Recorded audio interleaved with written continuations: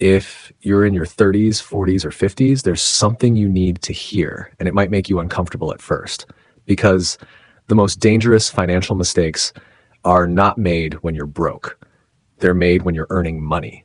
They're made when the paychecks are coming in regularly, when life looks stable from the outside, when you feel like you're doing okay. And that's exactly why so many people don't realize they're drifting into financial trouble until it's much harder to fix. If you're listening to this in your 30s, 40s, or 50s, you probably already have a career, responsibilities, maybe a family, maybe a mortgage, maybe retirement accounts that look decent on paper. And that's precisely why this stage of life is so risky financially, because the mistakes you make now don't show up immediately, but they compound quietly in the background. And one day they show up all at once. In today's episode, we're going to pinpoint the biggest money mistakes people make in their 30s, 40s, and 50s. And more importantly, what you can do to avoid them before they cost you years of financial freedom, peace of mind, and options later in life.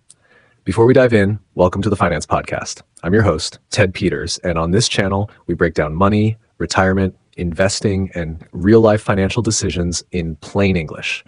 No hype, no gimmicks, just education that actually helps you make better decisions. If this kind of conversation matters to you, if you want to feel more confident about where your money is going and where your future is headed, take a moment to subscribe or follow the podcast so you don't miss future episodes.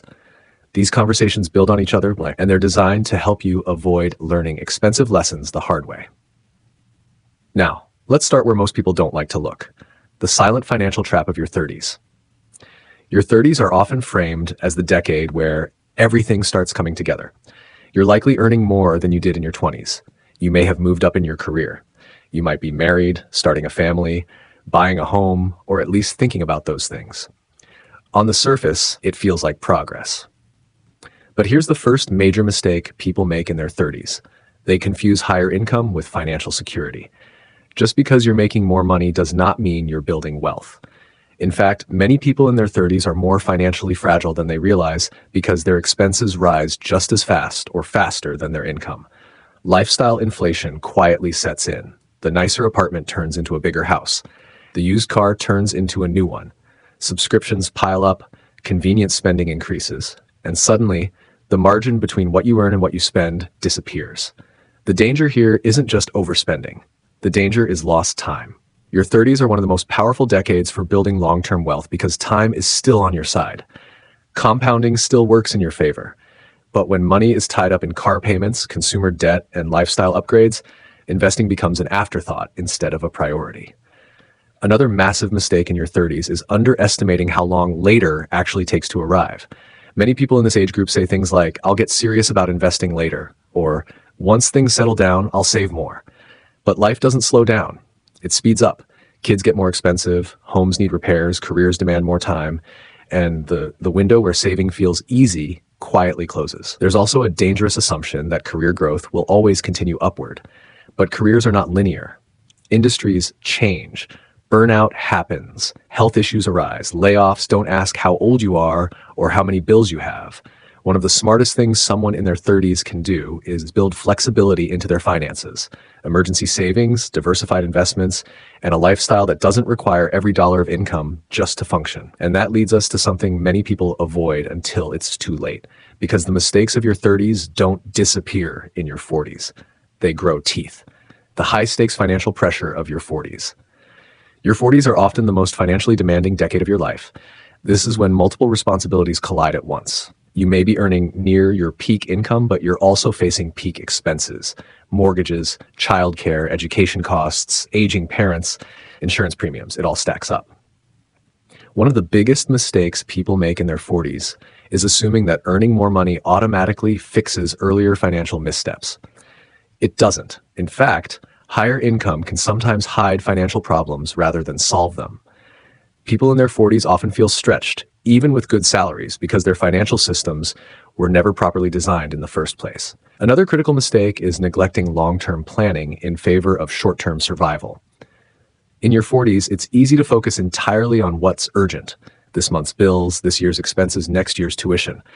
But what quietly gets pushed aside is intentional retirement planning.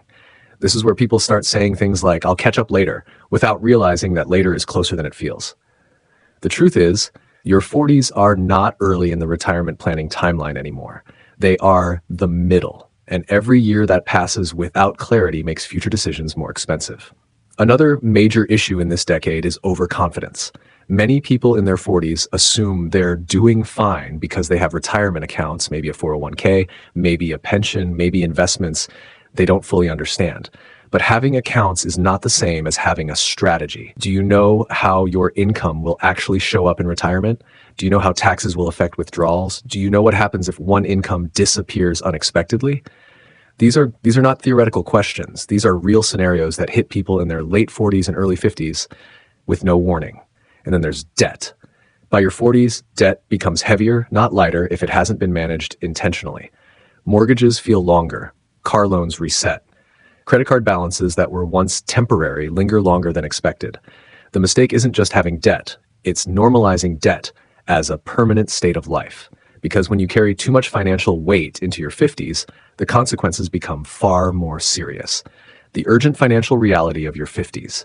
Your 50s are where financial mistakes stop being abstract. They become real. This is the decade where people suddenly realize that retirement is no longer a distant concept.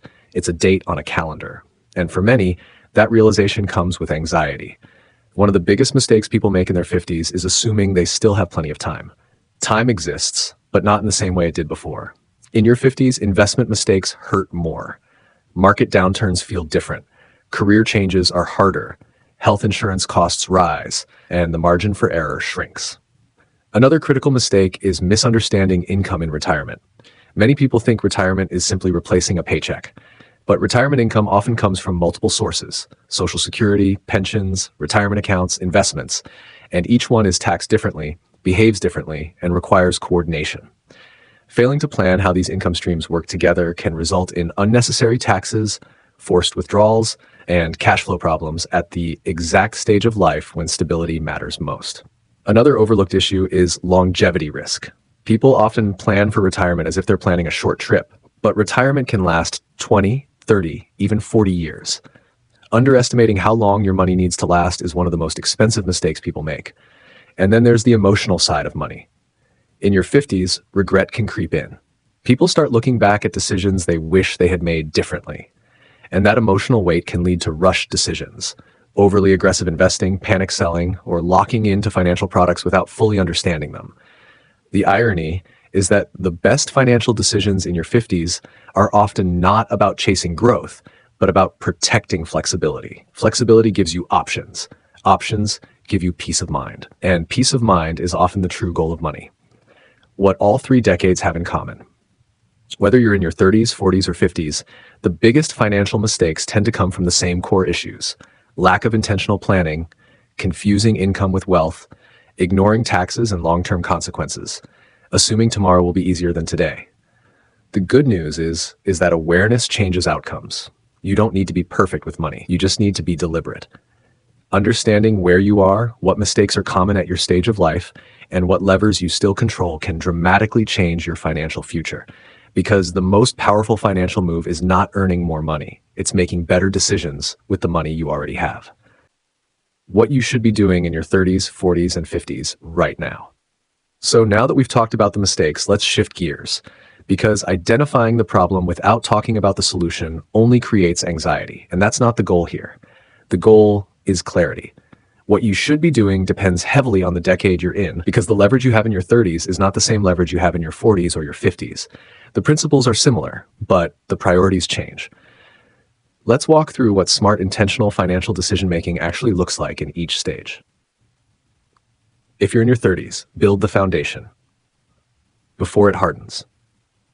Your 30s are about structure. This is the decade where financial habits stop being temporary and start becoming permanent. What you put in place now will either support you later or restrict you.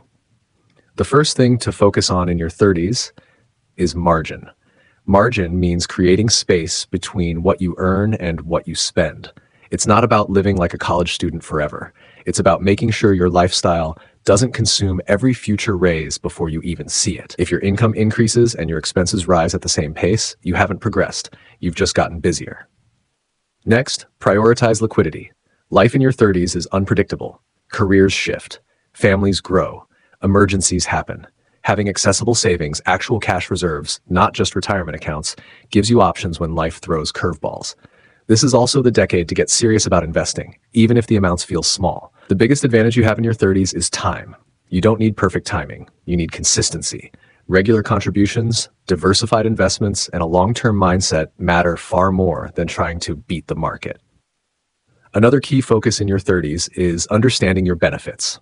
Whether it's employee retirement plans, matching contributions, pensions, or tax-advantaged accounts, too many people leave money on the table simply because they don't fully understand what they have access to.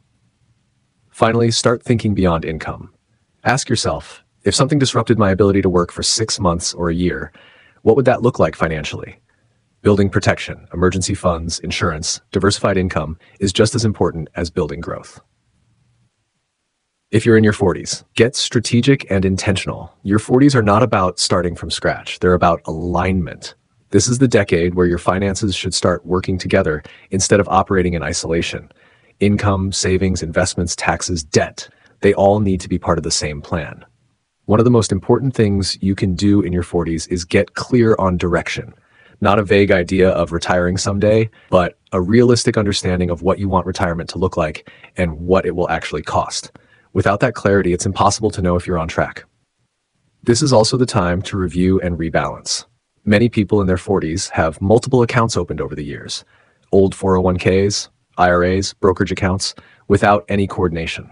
That can lead to unnecessary risk, overlapping investments, or tax inefficiencies. Taxes deserve more attention in this decade as well.